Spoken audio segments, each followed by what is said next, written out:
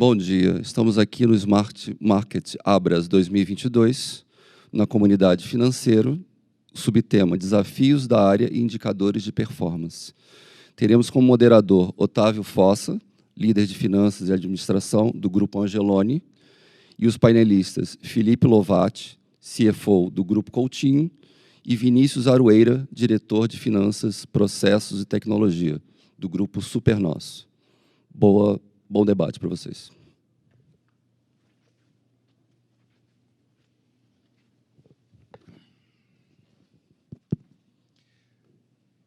Olá, pessoal, bom dia.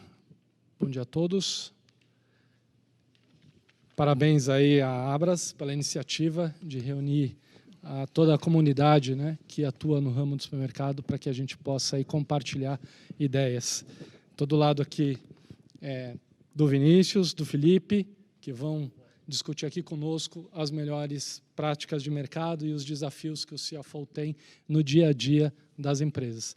Bom, eu sou Otávio Fossa, eu atuo no Grupo Angeloni como CFO já há 9 anos, tenho aí mais de 26 anos de experiência profissional, 26 anos de experiência profissional.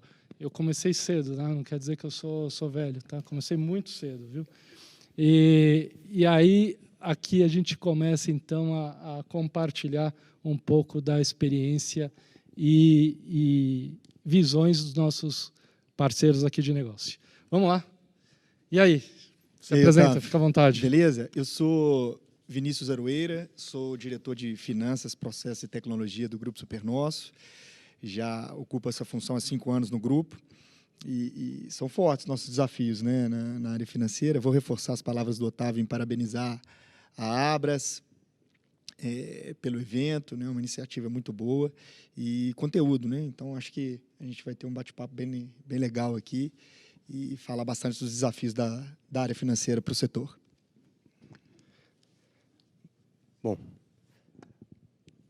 Bom dia a todos.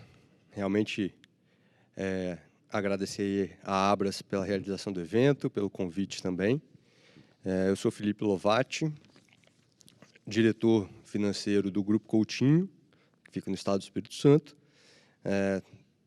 Estou há 2 anos como CFO do grupo, mas já uma trajetória aí de mais de 10 anos no mercado financeiro e espero contribuir junto com os meus queridos colegas aqui nessa discussão. Realmente tem muito desafio, muita coisa importante para a gente falar hoje. Legal. Bom, vamos lá. Tem bastante assunto, tem bastante tema aqui. Vamos começar com um tema que todo CFO gosta de discutir no dia a dia, né? E é aquele que deixa a gente sempre emocionado no dia a dia de trabalho, né? Vamos falar aqui sobre os desafios da gestão de caixa. Vamos começar aí, Felipe. Qual no teu dia a dia lá, os teus grandes desafios? Bom, a geração de caixa, sem dúvida, é um dos grandes desafios, né? A gente tem, principalmente do nosso setor, um alto fluxo de entrada e saída de recursos, né? O giro das mercadorias e dos produtos é muito alto. Isso faz com que a gestão de caixa ela seja muito intensiva, né? Nós precisamos fazer com que o caixa seja robusto para suportar a operação. Também existe a dificuldade ou o desafio de gerir ali compras de última hora, oportunidades de mercado, além de conciliar também toda a agenda de investimentos e expansão do grupo. Então, tudo isso pressiona o fluxo de caixa e aí, diante disso, nós temos que fazer uma gestão ali do fluxo intensa, diária, um planejamento ali que se faz mensal, semanal e diário, um acompanhamento muito próximo ao time para que isso funcione da melhor maneira possível. Legal. Parte de fornecedores representa aí mais ou menos 50% do desembolso que nós temos, né, no dia a dia do nosso negócio. É uma conta pesada e a gente sempre tem que estar ali muito próximo do comercial, né? Vinícius, como que você lida com esse tema, né, financeiro versus comercial na gestão de fluxo de caixa? Se errar ali, o tombo é grande, né, Otávio? Bom, a representatividade do nosso negócio aqui, da necessidade de capital de giro, ela é gigantesca e você deu uma ordem de proporção para o pessoal, porque fornecedor realmente ele tem uma participação muito grande no nosso negócio, né? E a gente movimenta pouco, movimenta muito, assim, é muita mercadoria, é muito valor de compra, é muito valor estocado. Então, errar ali nessa gestão do capital empregado pode ser crucial, né? Uma gestão de resultado não tão boa pode derrubar a empresa aos poucos, mas errar no caixa é morte súbita. Então, é um desafio para a gente ali tá bem integrado com as áreas que tomam decisão e que impactam no capital empregado, que impactam no caixa. No caso do nosso segmento comercial, que toma as decisões de compra, e o Felipe falou muito bem, né? São situações que quem é do setor sabe, o comercial tem que aproveitar uma oportunidade, uma iniciativa da indústria, mas se olhar só o lado comercial daquela tomada de decisão, às vezes o caixa pode ficar prejudicado e, por melhor que parecesse aquela negociação, se não tiver um prazo muito bem adequado, condições para girar aquela mercadoria, para deixar o estoque equalizado, contas a pagar equalizado, esse dinheiro vai ficar empatado e a gente vai ter dificuldade para deixar o caixa saudável. Legal, muito bom. Felipe, você tem algum indicador lá que você usa no teu dia a dia? É importante a nossa audiência, a gente compartilhar isso, né? As dores e também as ferramentas que a gente pode colocar no sentido de ajudar o gestor financeiro, né, das operações a ter um caixa mais equalizado e controlado. Que indicador você usa lá? Bom, nós temos, assim, a principal ferramenta certamente é o próprio fluxo de caixa, onde diariamente ali são feitas tanto as entradas quanto as saídas e programado isso para os próximos dias, meses, né? Além disso, nós temos um comitê financeiro trimestral, onde são avaliados os investimentos, onde são avaliadas as grandes reformas, reformas estruturais em algumas lojas e outros investimentos, onde também é avaliado o estoque, ou seja, o quanto de estoque eu preciso para fazer a minha venda.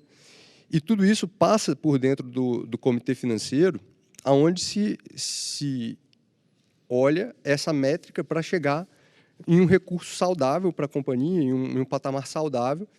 E ali existe também uma previsão no mínimo, dos próximos 3, 4 meses de caixa, onde a gente encaixa todo esse fluxo de entradas e saídas para garantir um patamar mínimo de caixa para que se possa ter uma segurança na operação. O pessoal fala muito de prática de mercado, né? Agora, esse é um tema que cabe a cada organização, né?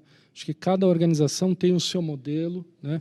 Tem o seu formato, tem a sua modelagem de conseguir equalizar melhor esse negócio, né? Tem empresa que fala que eu tenho que ter pelo menos um faturamento de disponibilidade direta para poder fazer essa gestão, né? Esses são pontos importantes aí que a gente pode considerar e dividir com a nossa audiência. Vocês concordam nesse ponto? Concordo plenamente. Além do perfil da empresa, né, se ela trabalha com uma margem maior, porque ela trabalha uma venda para clientes com produtos de maior valor agregado ou não, ela trabalha com uma margem menor para girar mais, tudo isso já fazem diferenças muito grandes, né? Mas também a aptidão a risco, porque a aptidão a risco vai dizer o tom da expansão, né? Se eu vou ou tomar capital ou aportar capital para crescer mais rápido ou não, a empresa pode ter no perfil de gestão dela um perfil mais moderador, e isso vai ditar a taxa de crescimento. Então, nessa parte, Otávio, eu concordo plenamente, não vai ter receita de bolo para a gente falar, o benchmark aqui é X, né? O importante é ter um caixa saudável, ter um caixa mínimo para garantir, seja um faturamento, seja alguns meses, como o Felipe falou, para você garantir que o dia a dia não para, né? Que você não vai travar ali e vai ficar sem oxigenar a empresa pelo caixa. Enquanto isso, as estratégias de crescimento, de longo prazo, de expansão, o funding para isso, a captação, qual recurso utilizar,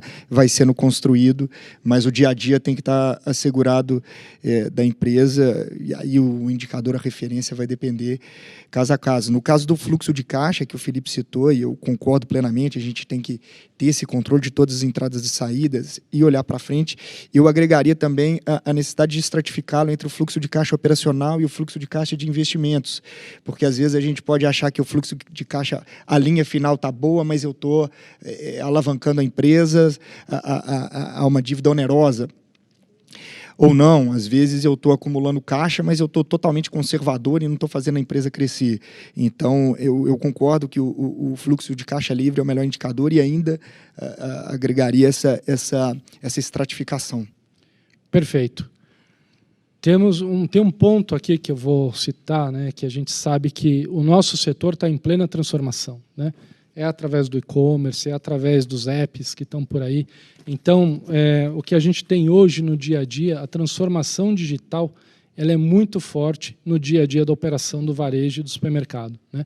Ela se dá através da experiência de compra que você passa para o seu cliente, né, através de todos os formatos, né, que estão aí disponíveis, mas também dentro da parte do back-office, você tem várias oportunidades transformadoras no sentido de otimizar processos, né, de agilizar as informações de forma mais tempestivas e por aí vai, né. E aí, Felipe, como que está lá no teu negócio a parte da transformação digital na ótica do cliente? Como que vocês estão tratando isso? Se a CFO hoje tem que trabalhar quase de mão dada lá com o CEO da companhia, né? Sem dúvida, a gente precisa estar muito próximo da operação, não só do CEO, como da área comercial, da área de operações, para capturar essas oportunidades que o mercado traz para nós.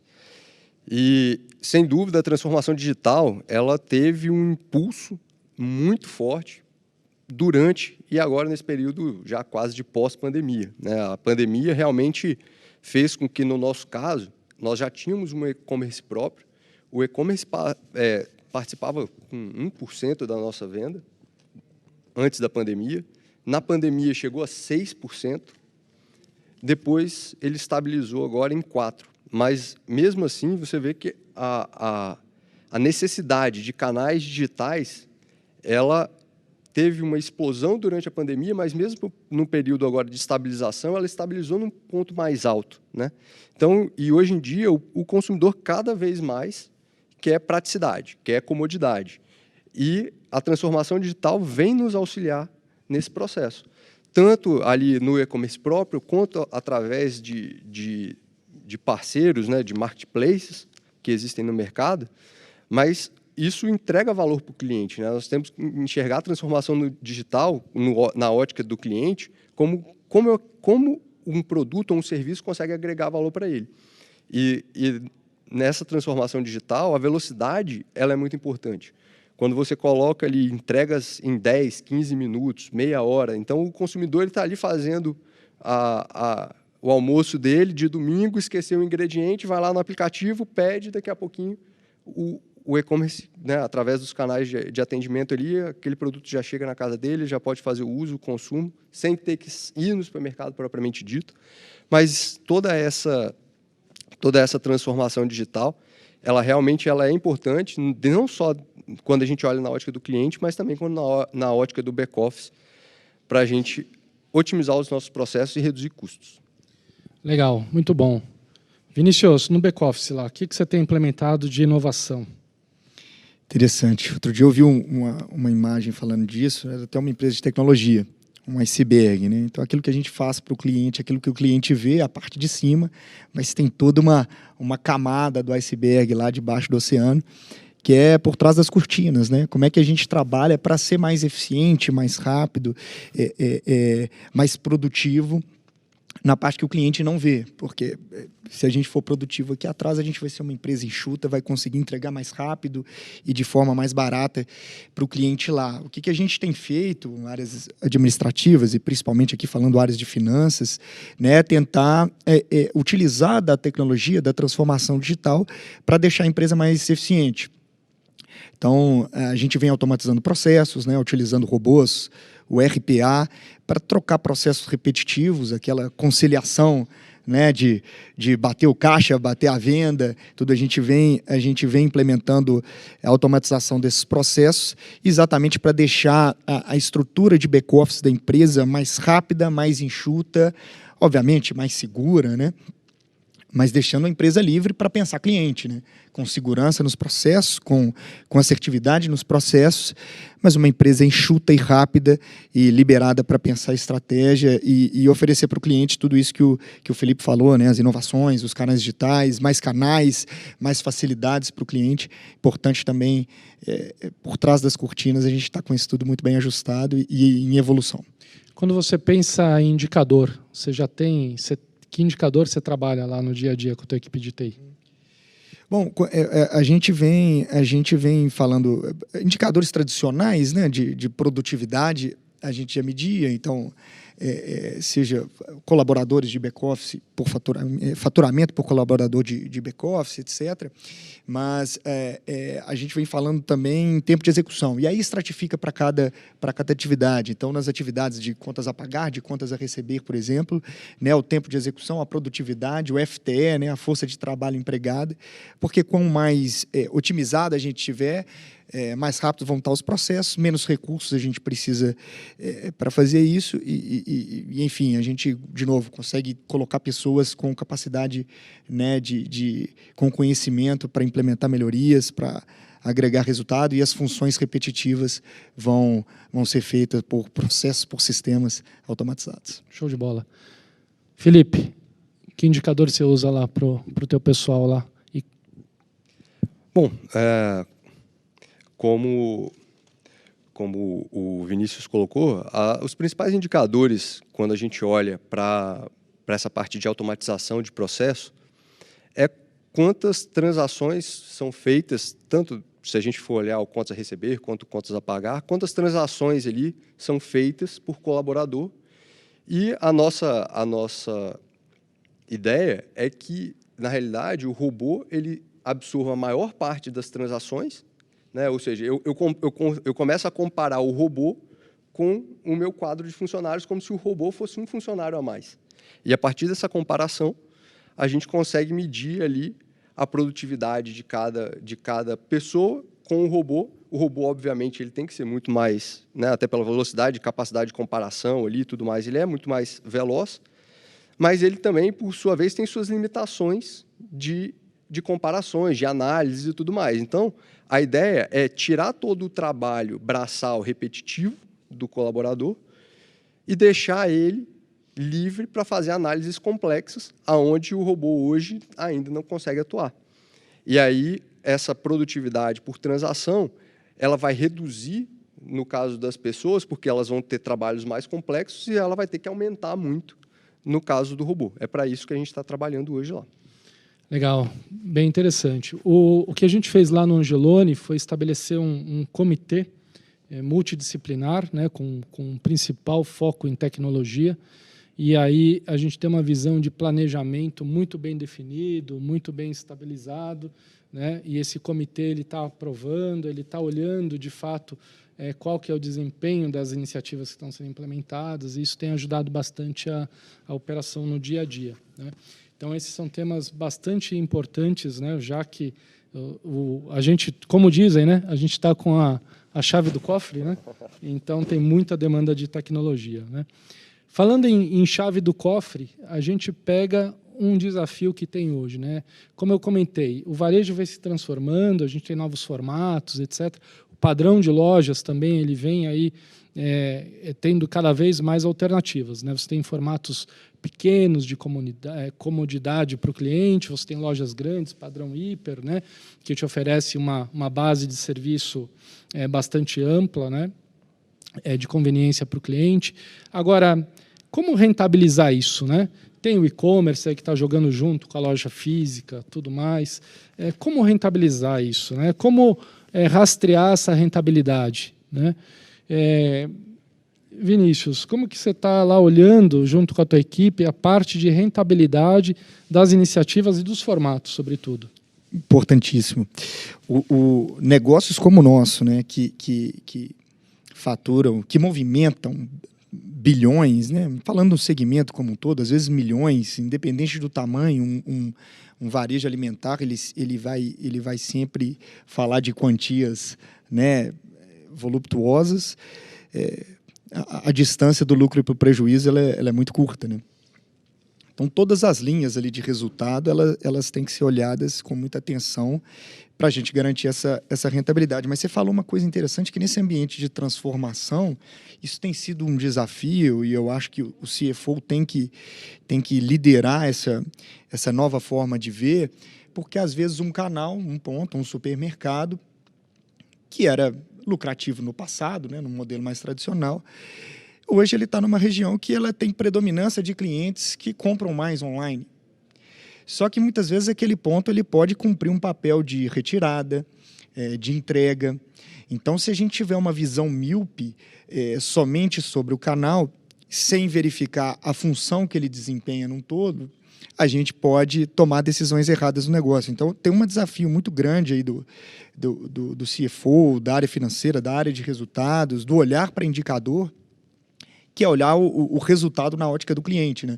Então, se naquela região ali eu tenho uma loja de conveniência, tenho um supermercado de um porte maior e também faço entrega, também tenho delivery de e-commerce, vamos olhar o resultado daquela região, daquele cluster de clientes e, claro, né, não negligenciando se algum canal não estiver dando resultado, mas vamos olhar também se ele tem cumprido algum papel dentro desse ecossistema, dentro dessa questão de atender o cliente, e aí sim a gente vai nesse cluster, nesse conglomerado, avaliar se está sendo lucrativo ou não. Obviamente, se não está cumprindo um papel interessante e o ponto por si só, ou o canal, né, seja online, seja uma loja de conveniência, seja um supermercado maior, seja um atacarejo, não estiver performando, as medidas têm que ser tomadas também no formato tradicional, né? Melhorar a lucratividade daquele canal ou daquele ponto de venda. Legal. Você sabe, Felipe, que lá tenho feito uma provocação para a nossa equipe toda, que a gente olha muito a loja física e hoje o varejo se tornou muito mais do que a compra e a revenda de mercadoria, né? Serviços que a gente disponibiliza no dia a dia para o nosso cliente, né? A sincronização entre o online e o físico, né? A parte de locação que nós temos, né? Uma série vários negócios dentro do negócio, né, Otávio? Vários negócios dentro do negócio. E, tradicionalmente, a gente olha cada um dentro de uma vertente específica, né?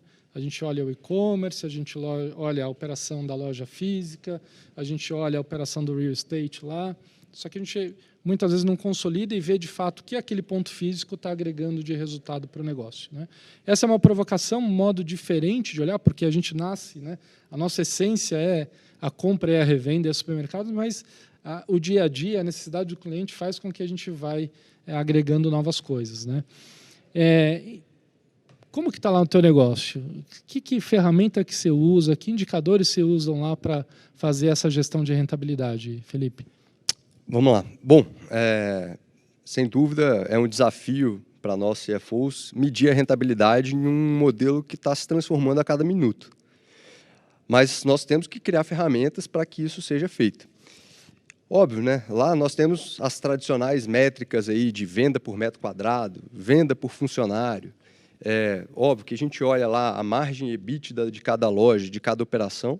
Isso é muito tradicional e já vem sendo feito há muitos anos, né? Mas nos últimos anos, com a inserção dos canais digitais, com a inserção de novos negócios dentro do negócio, como os aluguéis e outros, né? Às vezes tem uma maquinazinha de café, às vezes tem uma maquinazinha ali de brinquedo, enfim.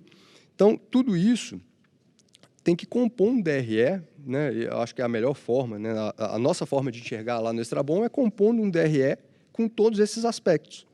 Então, hoje, quando eu olho o meu DRE, eu não olho só um DRE da loja. Ele é um DRE da loja, que também o meu e-commerce, eu não vejo ele isolado. O meu e-commerce, ele sempre parte de uma loja. O e-commerce ele é feito através da loja, a entrega é feita através da loja. Então, a loja ela se torna um mini centro de distribuição para a região onde ela está, né? Então, quando eu olho para a loja, eu estou olhando para a venda dela, estou olhando para a venda do e-commerce e estou olhando para todos esses outros serviços agregados, sejam ele aluguéis, sejam ele alguns serviços de venda de serviços financeiros, outras coisas do tipo, mas isso tudo compõe o DRE daquela unidade. E é óbvio, é importante que a gente separe os canais, né? Eu tenho um DRE que é da loja, que é uma vertical loja total, eu tenho uma vertical loja física, uma vertical loja online, e essa loja online ela recebe um percentual de cada linha do DRE, no nosso caso. A gente configurou lá para, por exemplo, a energia da loja, quantos por cento é da loja física, quantos por cento é da loja online. É óbvio que a loja online, em teoria, ela não consome energia nenhuma, ela é online. Mas a mercadoria tem que estar naquele ponto, ela tem que ser refrigerada, eu vou entregar ela a partir daquela loja. Então, sim, mesmo o online, ele consome energia. Então, no nosso caso, a gente configurou o DRE para que ele, mesmo a venda online, ela participa com um pedaço da despesa daquela loja. E aí, assim, a gente consegue fazer uma medição de realmente se cada vertical está dando resultado ou não. Perfeito. Agora, os rateios, né? E a eterna discussão sobre os rateios, né? Quem nunca entrou numa boa discussão sobre o critério de rateio, não é verdade? Meu Deus, verdade, critério de rateio é sempre e o comercial puxando para um lado, a operação para o outro. Eu não consumo tanto disso, essa área não me atende tanto. Exatamente. Bom, a gente sabe que o nosso negócio é crescimento, é expansão constante, né? E isso demanda uma necessidade de adequação de capital muito grande, né? Se você contar o próprio bolso, né, da geração de caixa do negócio, ele acaba não sendo suficiente para suprir o desejo, né, e o rigor de crescimento que as nossas empresas têm, por essência, no DNA que elas carregam, né? Aí, Vinícius, como que está hoje a questão de adequar o capital, de buscar recursos no mercado? O que você tem visto por aí? 100% otimizado é difícil de alcançar, né? É sempre uma luta constante. É claro, quando a gente fala de grupos, o Grupo Supernosso, Angeloni, Extrabom, a gente como peça fundamental em puxar isso, a própria governança que obriga a gente a ter pelos tamanhos, né, pelos volumes de transações financeiras que a gente fala, nos obriga a ter uma governança que já nos leva, né, claro que isso pode ser bem feito ou mal feito, mas nos leva a ter essa adequação, que é o quê? Adequar o perfil da dívida. Se citou bem, é tradicional, acho não só no nosso segmento muito, mas falar das empresas menores e pequenas, o comerciante ele sobrevive e até cresce com o dinheiro do bolso. Quando ele é pequeno, ele vai fazendo isso ali, porque ele fazer uma expansão, ele fazer uma reforma, ou ele colocar mais um ponto de venda, isso vai, né? Dinheiro do bolso, seja dinheiro do caixa ou um empréstimo de curto prazo, uma antecipação de recebíveis. Quando a gente vai falando de tamanhos de empresas maiores, esse delta, essa diferença entre aportar dinheiro de curto prazo para fazer uma expansão que vai devolver esse dinheiro no longo prazo, chega uma hora que essa conta vai causar uma ruptura e a empresa não vai dar sequência. Então, é importantíssimo olhar para essa dívida e ver se ela está adequada. Se eu tenho ali para uma compra de oportunidade, para um período sazonal, que, ou seja, rapidamente eu vou recompor, não tem problema você usar o recurso de curto prazo. Mas se eu vou inaugurar lojas, eu vou expandir para outro estado, eu vou fazer uma aquisição, eu tenho que adequar. Esse dinheiro só vai voltar no longo prazo. Eu preciso também adequar essa dívida para só pagar ela no longo prazo, senão os juros, o pagamento dela, eu vou tirando dinheiro da minha operação e vou matando o meu negócio. É como se fosse, na pessoa física, para dar um exemplo, comprar apartamento no cartão de crédito. Não vai dar certo, não vai fechar essa conta, né? Belo exemplo, né? O sistema financeiro ele tem aí disponibilizado várias e várias linhas, né? Várias formas de você conseguir captar. E hoje eu vejo que o nível, né, técnico, né, dos CFOs, das empresas de forma geral, elas estão preparadas para ir buscar ou sensibilizar um bolso diferente que é o dinheiro do banco, né, do banqueiro. Como que você tem feito aí, Felipe? Muito roadshow por aí, como é que está aí? O que você tem visto de interessante, né? O que é uma operação importante para adequar a estrutura de capital da empresa, né, de prazo, em termos de retorno do investimento? Como que está isso aí?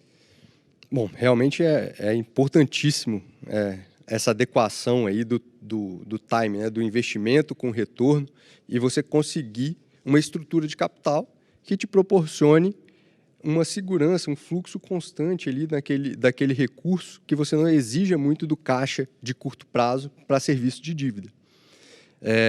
E realmente, quando a gente trata de empresas maiores, nós já temos uma estrutura formada, né, um time que nos suporta, a própria exigência de auditorias e tudo mais, isso acaba nos levando a um patamar onde a gente já começa a olhar um bolso diferente, que é um bolso do mercado de capitais. Nós estamos nesse processo justamente agora. Isso é um trabalho que não tem como ser feito de um dia para o outro. Nós temos aí já há alguns anos nos preparando para o mercado de capitais. Então, lá atrás, há vários anos atrás, iniciamos um processo de auditoria externa. Então, hoje nós já temos vários anos consecutivos com balanço auditado. Depois, uma estrutura de governança que dê para o investidor uma segurança, um conforto de que a empresa que ele está investindo tem regras, tem diretrizes, tem um bom planejamento estratégico, ela sabe onde ela está e sabe onde ela quer chegar e sabe o caminho que ela vai percorrer para chegar nesse resultado. Então, todas essas informações, transparência na divulgação dos números, isso tudo vai dando para o investidor confiança, né? E crédito está muito envolvido com isso, né? O crédito, ele é uma relação de confiança entre o investidor e a empresa. Então, para acessar mercados diferentes, onde você tem prazos maiores, aí pode chegar a 8, 10 anos de prazo de pagamento da dívida, você realmente precisa sair dessas relações bilaterais com bancos e ir para um mercado de capitais que estava muito mais aquecido no ano passado, no período de pandemia ali, mas existem oportunidades ainda abertas no mercado, e para a gente conseguir isso tem que ter muito planejamento, muita estratégia e um desenho muito bem feito para que esse passo seja dado com segurança. Legal. Vou fazer aqui uma provocação e vai ser um jogo de bola rápido, assim, um bate-bola. Tá? Índice de alavancagem, Vinícius. Assim, de novo, é algo que também a gente não pode traçar, né? Esse é o número, porque vai depender do contexto da empresa, do momento, da estratégia, mas, sem dúvida, as empresas têm que fixar a faixa, né? Então, se a gente fosse cravar aqui, no momento de expansão, de aquisição de projetos mais estratégicos, fica ali a próximo de 2, não passa muito disso. No momento onde você está mais estável, navega ali a ter 1. Aqui a pergunta é o seguinte, aqui é para você botar a tua visão lá. Qual que você usa normalmente na tua gestão aí? Eu dei o exemplo até usando balizadores nossos, né?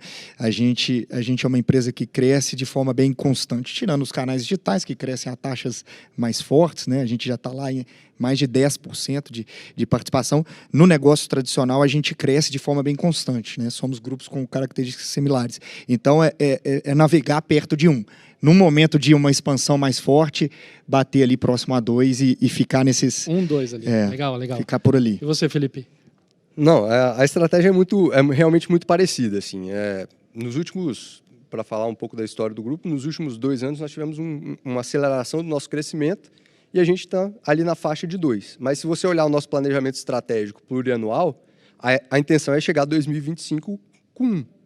Então, realmente o patamar limite para a gente é 2, 2,5, assim, no pior dos cenários. E aí, trabalhar ao longo do tempo para que isso, né, quando você olha o planejamento estratégico, a ideia é chegar em 1.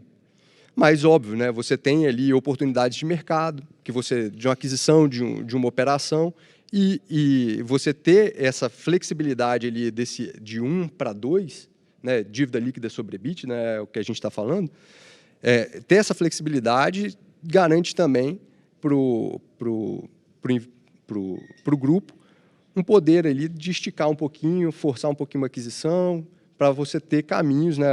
O papel do CFO também ali é dar o conforto para o acionista de que dá para ir um pouquinho mais longe, dá para a gente chegar numa aquisição ou numa expansão um pouco mais acelerada. Legal, o pessoal aqui com uma visão mais conservadora de endividamento, né? E a ordem do negócio é reduzir a alavancagem, né?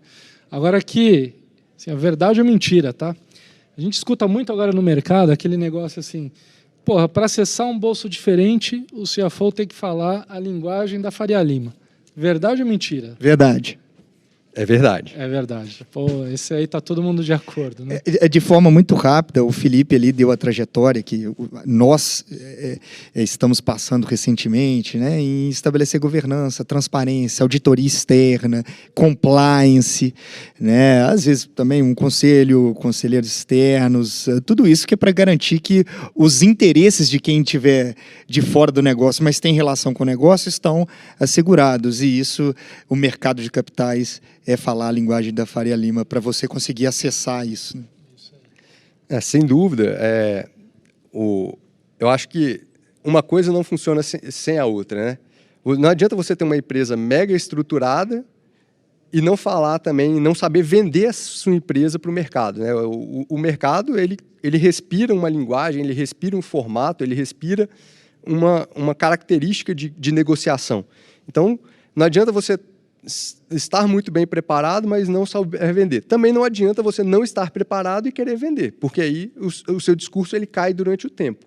Então, para você conseguir realmente acessar esse mercado, você precisa das duas coisas. Você precisa estar muito bem estruturado, com bastante solidez na sua apresentação, nos seus números, mas também precisa saber fazer a venda, né? A gente também, nesse momento, o CFO ele precisa ser um vendedor do negócio. Você tocou num ponto super legal, né, que fala assim, pô, o CFO como vendedor, né? O CFO hoje precisa falar de comercial, precisa falar de marketing, precisa falar de RH, né?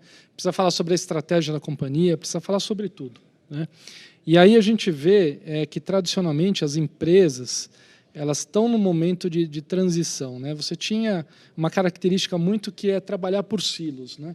O silo comercial, o silo operacional, o silo de RH, o silo financeiro, e o que a gente tenta colocar hoje, né, nessa nova maneira de fazer a gestão financeira, é ser um financeiro transversal à companhia, né? O que isso traz de benefício e o que ele traz de esforço e desafio para nós que estamos na cadeira aí? O esforço é muito grande e não vamos falar que é só das outras áreas, né, que tem que ser acessada nessa transversalidade do financeiro. As próprias pessoas que trabalham na área financeira, ela tem que abrir a cabeça para fazer isso, né? Ela, poxa, eu não estou dando resultado aqui, o caixa está difícil porque lá o comercial, né, tomou decisões ou estocou muita empresa. Poxa, o indicador na empresa não é um bom caixa, não é um bom capital empregado, não são boas compras. Vai lá trabalhar em conjunto, né? Não adianta. Se você ficar certo sozinho e a empresa tiver com um mau resultado, não adianta. Então, deixar da empresa ser departamentalizada para colocar foco de todos nos resultados fins é um desafio muito grande. Agora, passa por treinamento, né? A área financeira tem que capacitar as outras áreas para, poxa, entenda que o impacto das suas decisões no caixa da empresa, sem caixa a gente não cresce, você vai ter um comercial com menos representatividade, e o contrário também, a área financeira entender que, poxa, não quero só a vida, dinheiro, cartão de crédito, não, criptomoeda está aí, vai acontecer, né? Cashback, pagamento com reconhecimento facial, e essa integração em prol dos indicadores fins tem que ser buscada, e ela vai ditar o sucesso ou não sucesso daqui para frente. Você tocou num ponto importante, eu queria perguntar aqui para o Felipe, sobre metodologia, né, de fazer o retorno, sobre os cálculos de retorno de investimento. Como você está inserido nisso no dia a dia? Como que isso acontece? O financeiro ele está permeando os projetos estratégicos da companhia, na expansão, na aquisição de uma nova plataforma? Como que está isso?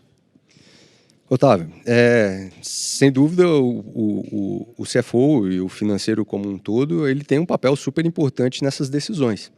Lá no grupo, nós temos um comitê financeiro trimestral, onde são avaliados todos os projetos. Então, não só os projetos de infraestrutura, mas também os projetos de transformação digital, os projetos de melhorias e reformas. Então, esses projetos, eles têm que ser, sim, avaliados à luz do financeiro. Óbvio, tem projetos que talvez existem alguns retornos indiretos. Talvez a viabilidade financeira ela não consegue ser medida de forma tão exata ali, mas tem certamente um impacto grande no cliente. Então, essas ponderações elas também têm que ser feitas. Então, o comitê financeiro ele não é composto só por pessoas da área financeira. Geralmente, quando existem projetos não só financeiros, a área que está apresentando aquele projeto, que está colocando aquele projeto na mesa, ela também participa para trazer uma visão do negócio, trazer a experiência de quem está na ponta, atendendo o cliente, como aquilo vai facilitar o cliente. O reconhecimento facial, por exemplo, é um negócio que está aí e talvez a gente não consiga mensurar financeiramente o retorno do projeto. Mas a gente sabe que é preciso, a gente sabe que está aí. Na China já é amplamente utilizado, né? Hoje em dia na China praticamente ninguém anda mais com dinheiro e também hoje em dia essas soluções de Pix e tal também quase não existe mais lá. É tudo reconhecimento facial e a gente sabe que do ponto de vista do consumidor, quanto menos você reduz o atrito com o consumidor, mais ele compra, mais aquela experiência de compra ela é satisfatória.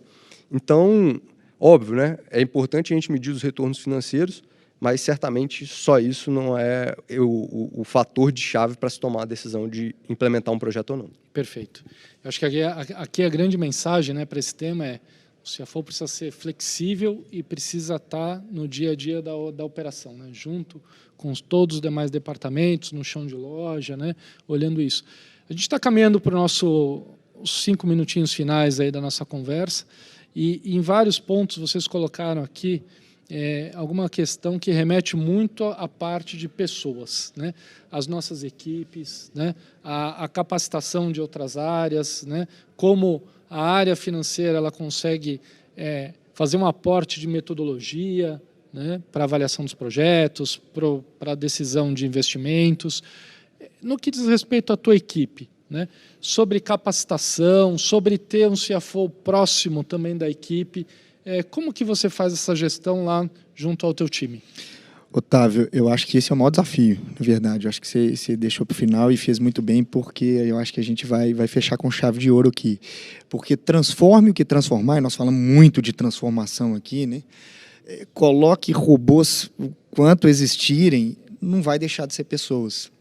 As pessoas vão fazer as coisas acontecerem e eu acho que, mas vai ser um pouco menos porque estamos automatizando. Não, vai ser mais, porque as pessoas gastavam tempo em atividades robotizáveis, agora elas estão liberadas para pensar, para ter mais sentimentos, para viver mais sentimentos ali, como o Felipe colocou lá, né, fazer análise, melhorar. Então, a necessidade de capacitar essas pessoas é muito grande. Agora, muitas vezes, falando de área financeira, elas têm a capacidade técnica, né? Elas conhecem de finanças, de número, de taxa de banco, de retorno, de juros. Eu acho que vai passar um desafio e vai na sensibilidade do CFO de capacitar essas pessoas da área financeira, que é o nosso foco aqui, em soft skills também, né?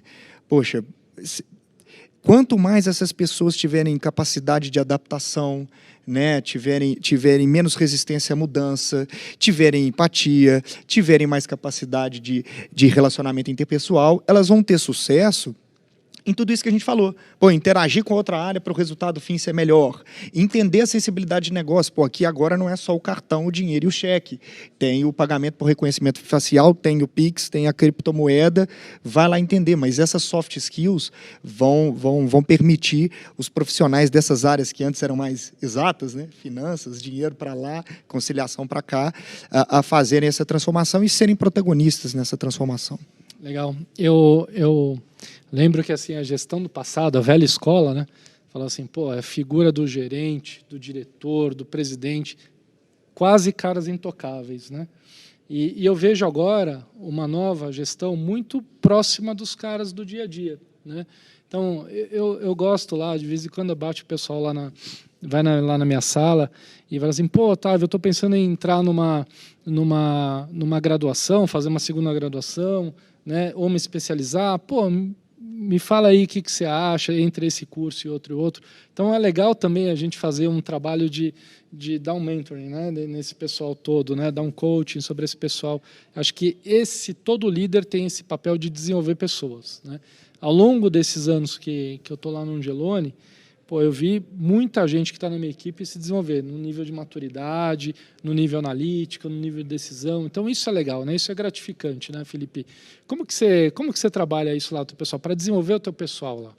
Realmente, a questão da capacitação das pessoas, hoje em dia, ela é uma questão absolutamente importante dentro do nosso negócio. Por mais que nosso negócio seja financeiro e tudo mais, todo dia muda. Como bem colocou o Vinícius, muita coisa está sendo robotizada, mas aí é que eu preciso mais ainda de um cara capacitado para pegar o problema e resolver, né? Porque o robô faz o que era copiar e colar de um lado, fazer uma conciliação básica, beleza, isso já está sendo feito. Agora eu preciso de pessoas que pensem, pessoas capazes de analisar um problema e tomar uma decisão. Porque se ele, toda vez que tiver um problema, ele precisar vir até você para seguir com o trabalho dele, certamente isso não vai ser produtivo nem para ele, nem para você. Então, você precisa, muito mais do que capacitar, você tem que capacitar, dar autonomia e confiança para as pessoas. Ela tem que ser capaz de entender o que ela precisa fazer e por que ela faz aquilo. Com isso, você precisa também encorajar para que ela tome a decisão e dar autonomia para realmente ela tomar a decisão e seguir, sabendo que vão acontecer alguns erros no meio do caminho, mas você está ali para suportar ela. Falar, olha, se você fizer alguma coisa, nós vamos sentar junto, nós vamos resolver. E estar próximo ao colaborador, isso é super importante hoje em dia, né? Não existe mais aquele negócio da sala, da diretoria e não sei o que lá. Não, você tem que estar dentro da operação, você tem que ajudar, você tem que estar junto do time para que eles se sintam parte da equipe. Perfeito. Muito bom. Pessoal, foi um grande prazer. Obrigado, Vinícius. Obrigado, Felipe. Espero aí que para a nossa audiência a gente tenha gerado insights super importantes para vocês continuarem a pensar e aproveitar o evento aí da Abras, tá?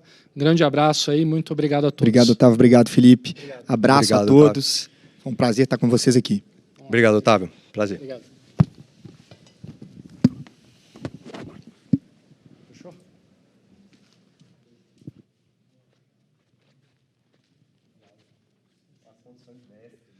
Boa tarde.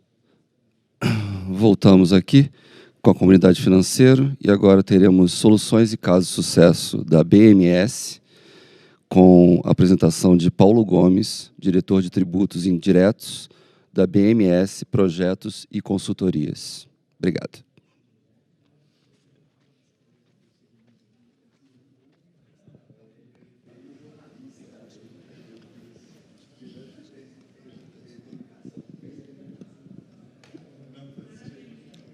Ok? Bom dia a todos. Meu nome é Paulo Sérgio Gomes e vim aqui na comunidade financeira justamente para falar de algo que tem relevância financeira, que é a questão tributária, o custo tributário. Hoje em dia, a gente praticamente tem um novo sócio, né? um sócio majoritário, que é o fisco federal, o fisco estadual, que rouba muito da nossa atenção, tanto em termos de obrigações tributárias principais, né, recolher o tributo, como também na questão de obrigações acessórias, né, que é cumprir todo o trâmite da legislação, transmitir documentos, fazer esclarecimentos formais conforme a legislação tributária, né? Então, é essa a ideia da gente bater um papo e fazer uma reflexão sobre essas obrigações de um modo geral. Agora, quem sou eu? Né? Eu sou Paulo Sérgio Gomes, eu sou consultor tributário e eu tenho uma experiência bastante grande em relação à legislação tributária pela minha experiência profissional. Passei mais de 2 décadas na Receita Federal, fazendo justamente a aplicação da legislação, né, verificação da conformidade da legislação. E, depois disso, eu passei a trabalhar do outro lado, agora auxiliando os contribuintes também nessa mesma prática, numa prática, digamos, responsável da administração tributária, né? E eu destaco desta minha participação no fisco justamente nesse ponto de análise de pedidos de compensação, ressarcimento, enfim, na análise do detalhamento do PIS da COFINS, e com isso a gente desenvolveu um olhar bastante crítico e bastante uma experiência prática de verificar as situações tributárias que podem gerar aí custos desnecessários para o contribuinte, né? E, nesse sentido, eu comecei a trabalhar com os supermercados e verifiquei realmente que há algumas situações realmente muito peculiares, muito específicas e importantes para que o supermercado possa ter aí uma apuração justa do tributo. Afinal de contas, é um segmento que trabalha com uma margem de lucro bastante apertada e, então, qualquer diferença na apuração dos custos tributários vai gerar bastante impacto financeiro, né? Então, a nossa ideia é justamente avaliar essas peculiaridades dos supermercados, né? E, com isso, a gente gerar aí uma conformidade em relação à tributação. Então, enfim, das dificuldades tributárias, eu destacaria bastante a questão do enquadramento das mercadorias, né? Então, a entrada da mercadoria, como que você faz o tratamento tributário de uma mercadoria que você adquiriu e como você vai fazer a tributação desse produto na saída. E aí, esse enquadramento ele é muito difícil pelo volume de itens que o supermercado trabalha, né? O supermercado trabalha com um comércio varejista que visa a venda de alimentos, mas também outras mercadorias também. Então, o número de itens, ele pode variar num supermercado menor para um supermercado maior, chegando a mais de 100 mil itens, né? Então, e são itens muitas vezes muito similares, em que há uma dificuldade de enquadramento. E isso também pode ser piorado pela sazonalidade, quer dizer, você tem períodos do ano em que você vende produtos específicos, que são situações que traz uma variabilidade. Temos problemas, às vezes, com fornecedores, né, com o enquadramento dos produtos trazidos pelos fornecedores, de forma que é natural que haja aí um percentual de inconformidade, digamos assim, tanto na entrada, né, quanto na saída. Então, na entrada, o que pode estar acontecendo? Pode acontecer do supermercado não estar se aproveitando adequadamente desses créditos. Quer dizer, eu comprei digamos, um pão francês. Ele vai me dar crédito na entrada? Depende do tipo de pão. Então, quer dizer, é muito complicado, essa análise é complicada. Por quê? Porque a legislação, ela, além de não ser muito clara, ela também sofre variações. Então, o que acontece? Você pode estar deixando de tomar um crédito na entrada e pode também estar tributando indevidamente o produto na saída. Então, o que acontece? Eu tenho encontrado nos meus trabalhos, por exemplo, em supermercados que vendem refrigerantes e acaba tributando o refrigerante.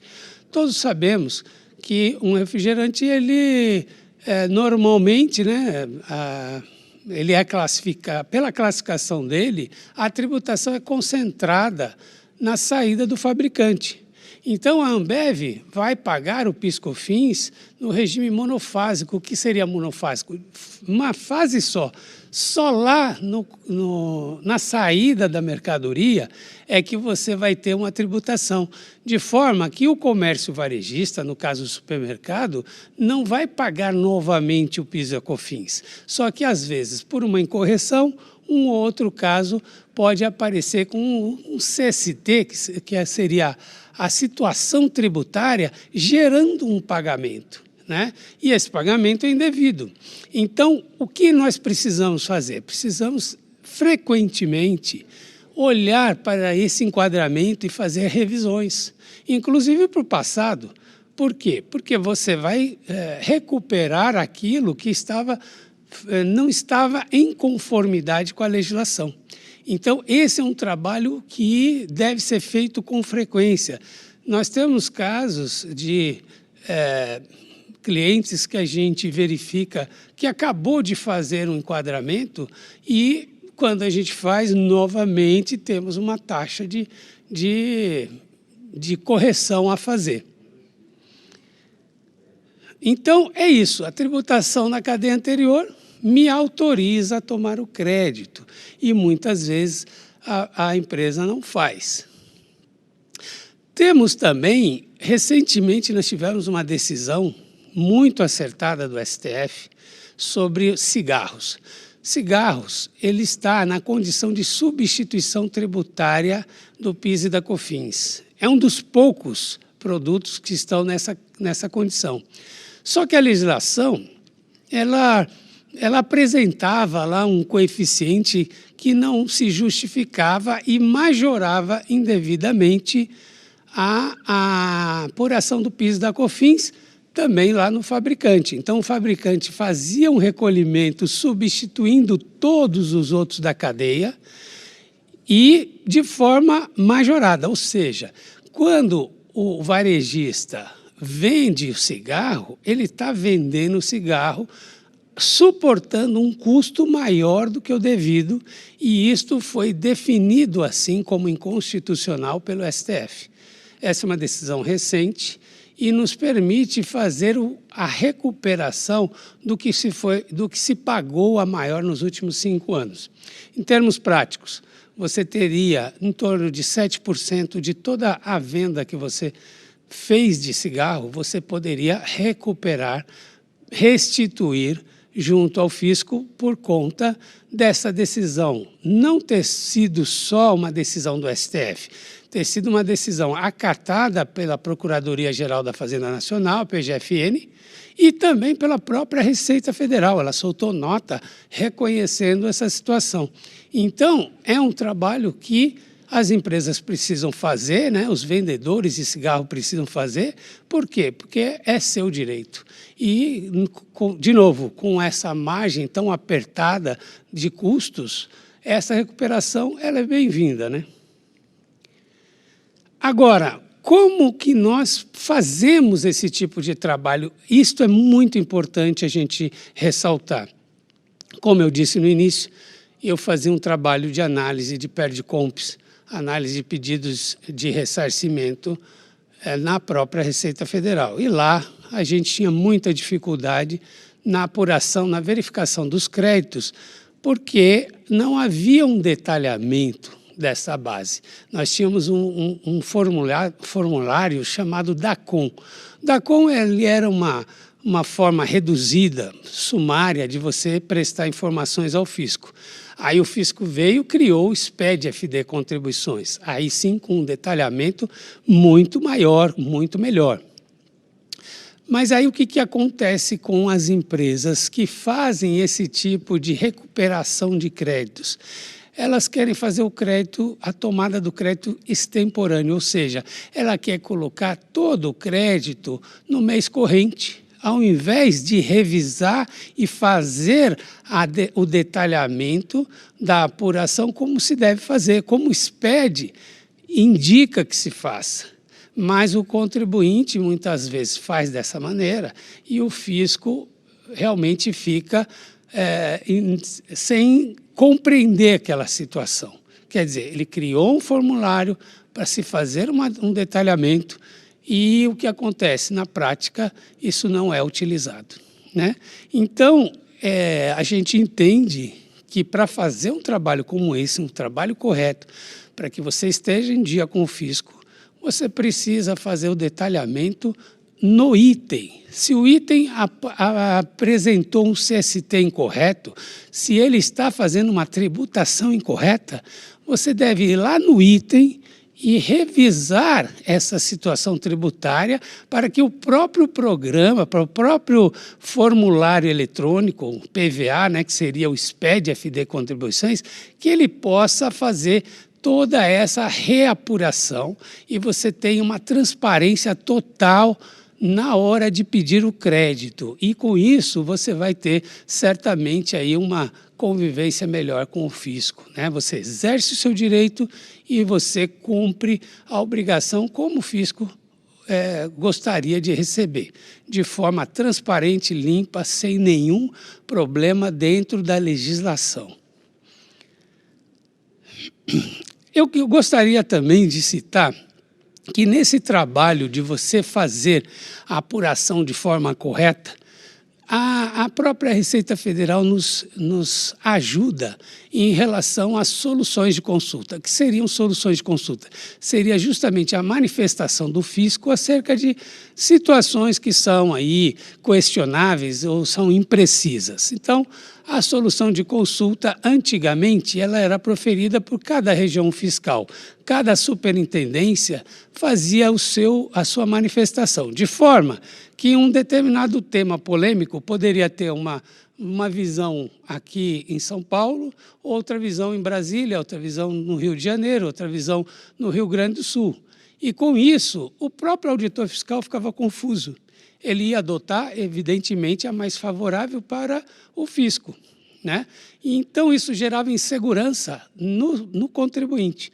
E hoje nós temos a solução de consulta COSIT, que é uma manifestação de Brasília que passa a ser vinculante para o Brasil inteiro a partir de 2013. Então, a partir de 2013, toda solução de consulta COSIT ela tem um papel vinculante, toda solução de divergência também, e as consultas internas da Receita. Com isso, o próprio contribuinte passa a ter mais tranquilidade em relação às suas apurações.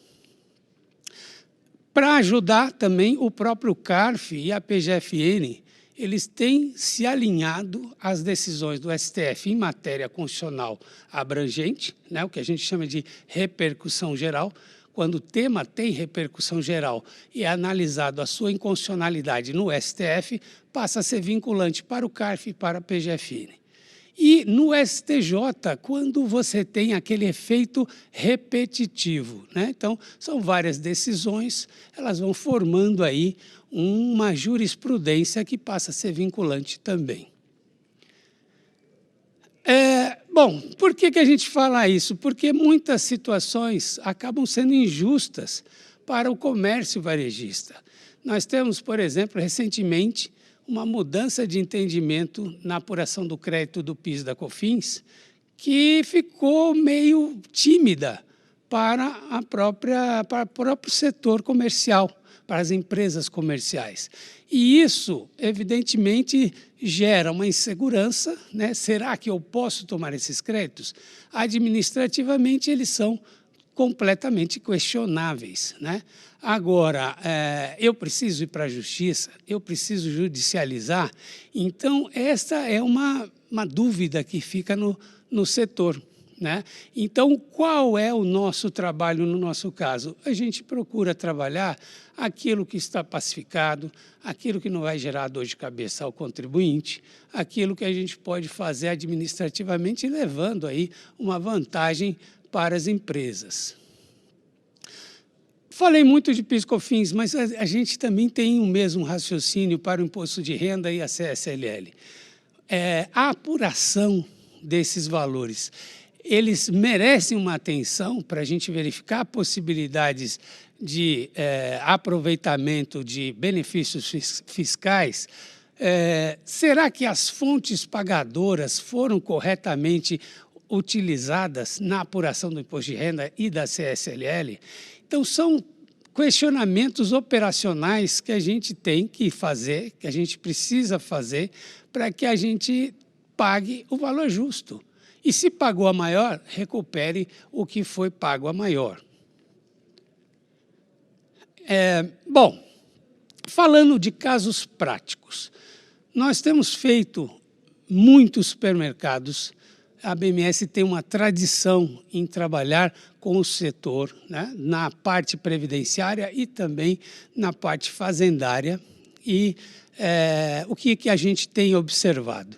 Bom, em relação a enquadramento de entrada e saída de mercadorias, eu diria para vocês, todos os supermercados que nós analisamos, todos tinham uma lista de produtos a analisar, a revisar. Então, sem exceção, desde os maiores supermercados do Brasil até os supermercados médios, nós encontramos sempre algum tipo de inconformidade, né, na nossa lista, que a gente passa para a empresa analisa e verifica se há uma concordância com o nosso posicionamento.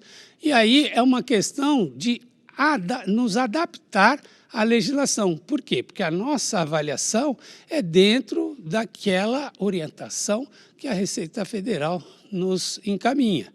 Então, é impressionante. Em todos os supermercados nós tivemos questões a revisar. Em alguns casos, o índice aproximava-se de 100%, mas tínhamos alguns casos.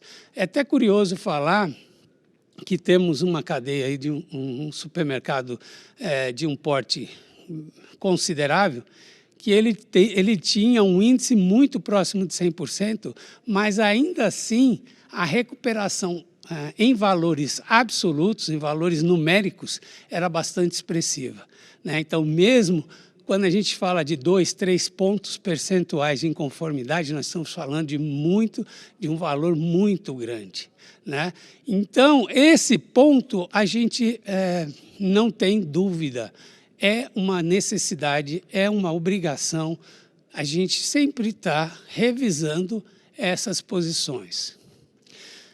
Já nós temos também, quando a gente faz esse trabalho de análise de PIS/COFINS, a gente também tem que analisar os créditos básicos. Quais são os créditos básicos?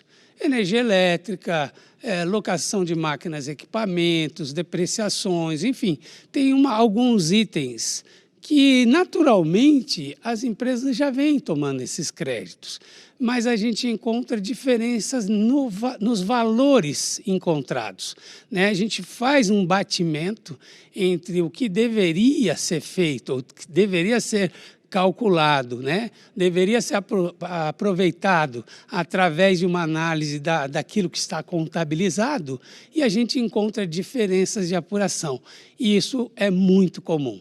E também créditos novos a incluir, quer dizer, aquela situação que não estava sendo considerada pela empresa e que a gente mostra que essa é uma situação possível. Bom, no caso do imposto de renda, nós também encontramos diferença na apuração de vários assuntos que são situações que excluem valores da base de cálculo do imposto de renda, ou seja, faz com que você recolha menos tributo. E aí eu vou destacar o próprio programa de alimentação do trabalhador, as fontes pagadoras. É impressionante como as empresas acabam não aproveitando todos os créditos de fontes pagadoras que são retidos quando você faz uma aplicação financeira, quando você faz aí algumas operações sujeitas à retenção na fonte, né? A gente verifica, às vezes, erro na apuração do lucro da exploração, no aproveitamento de prejuízos fiscais, enfim, são várias as situações que a gente encontra e que realmente dá margem a que a gente possa revisar esses valores, né? Bom, enfim, nós temos, então, toda uma apuração de tributos indiretos, que são aqueles que fazem, que geram assim, um impacto direto em relação ao produto, ao preço do produto que está sendo vendido, né? Então, veja, quando eu falo, por exemplo, de PIS/COFINS, eu falo de ICMS, né? O que eu estou falando? Eu estou falando de um custo que vai impactar diretamente o preço do produto vendido. Então, eles são muito importantes. Eu preciso realmente fazer um controle claro em relação a esses tributos, porque isso é parte da formação do preço do meu produto. E, como a gente está aqui na comunidade financeira, isso é dinheiro, isso é competitividade, né? Então, quer dizer, se eu tenho um custo menor, eu posso vender a um preço menor e, com isso, eu ganho participação do mercado, né? Então, é uma conta simples em relação aos tributos que fazem traz esse impacto direto.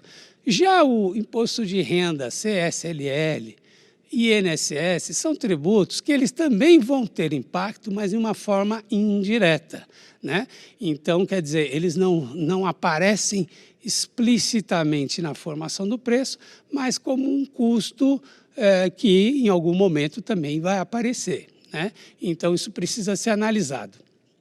Citei agora a questão do ICMS. Imagine só um supermercado que tenha estabelecimentos em mais de um estado, né? Então, a gente tem casos de alguns supermercados que trabalham só em São Paulo, só no Rio de Janeiro, mas nós temos casos dos grandes supermercados que eles estão no Maranhão, eles estão no Pará, eles estão em mais de um estado. Imagine você controlar essas situações com os tributos estaduais, né? Então, o ICMS. O ICMS, ele é um tributo estadual, portanto, ele tem regras que, no seu geral, são parecidas, mas tem particularidades em cada estado. Então, isto também acaba sendo uma dificuldade adicional para o setor, né? Controlar essas questões, sendo que eu tenho legislações esparsas, né? Enfim, esta é uma realidade que a gente tem que realmente enfrentar, né? E a gente enfrenta isso como?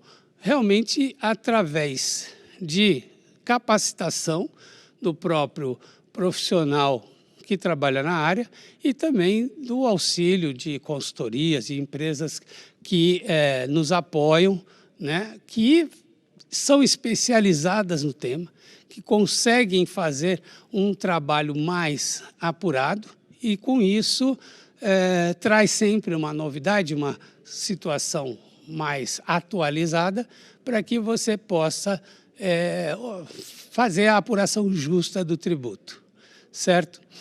Bom, temos mais quanto tempo?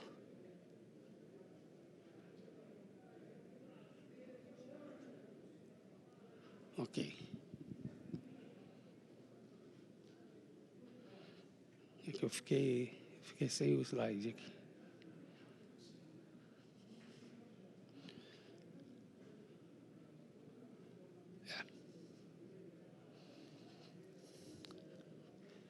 Bom, então eu gostaria de agradecer aqui a nossa oportunidade de trazer esses temas que são muito importantes para a gente poder ter uma apuração correta da carga tributária e, com isso, fazer com que as empresas façam uma administração justa do seu próprio dinheiro. Muito obrigado.